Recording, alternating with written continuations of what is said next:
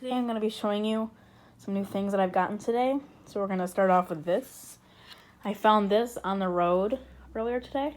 I put some wax on it, so it's not the perfect job, but shiny enough. And second of all, I got this from what I think is a flooded BMW.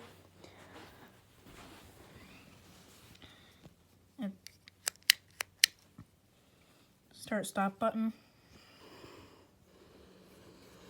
I've been breathing a lot. I'm a little chilly, a little cold, but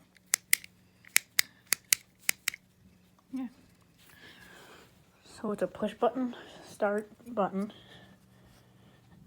and a mirror trim for a Toyota Corolla from 2016.